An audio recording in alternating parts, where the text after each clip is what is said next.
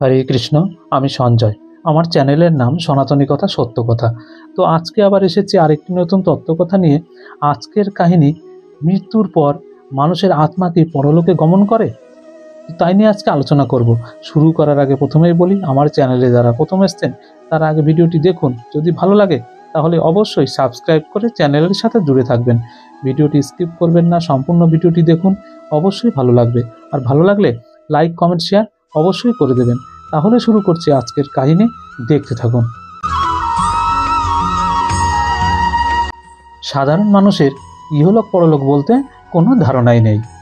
বাস্তবে মানুষের আত্মা পরলোকে তখনই গমন করে যখন তোর আত্মা পবিত্র হয়ে যায়, নিজের কর্মবন্ধন থেকে মুক্ত হয়, জন্ম জন্মান্তরের বিকর্মকে দগ্ধ করে নেয়।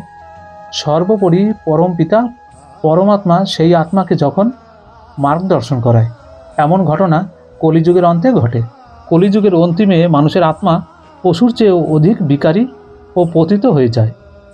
ধর্মকর্ম সব কিছুর চূড়ান্ত পতন। মানুষের আহার বিকার সব তমপ্রধান হয়ে যায়।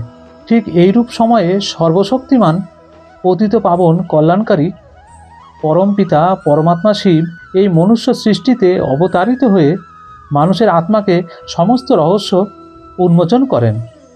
এই সৃষ্টির গুহ রহস্যকে জ্ঞান করে জলের মতো তরল করে তিনি দান করেন। এই জ্ঞান গঙ্গা, যাকে বলা হয় শ্রীমৎ বা প্রকৃত গীতা জ্ঞান।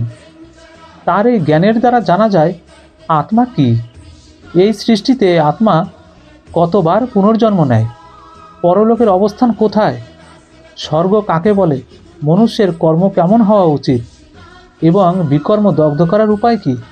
পরমপিতা পরমাত্মা শিব প্রজাপতি ব্রহ্মার মাধ্যমে জ্ঞান ও যোগ দ্বারা মনুষ্যকে দেবতা তৈরি করেন।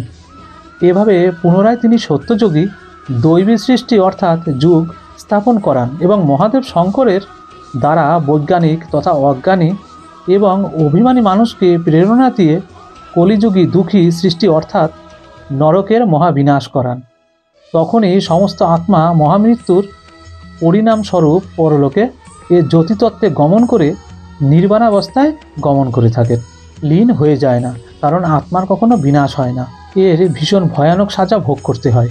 কারণ পরলোক গমনের পূর্বে ধর্মরাজপুরীতে নিজের বকেয়া বিকর্ম।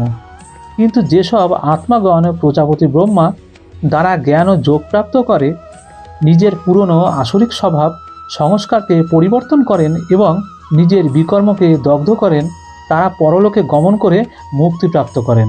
কিছুকাল মুক্তিধামে অতিবাহিত করে সত্যযুগী দৈবী সৃষ্টিতে অর্থাৎ স্বর্গ আগমন করে নিরন্তর সুখ ভোগ করেন।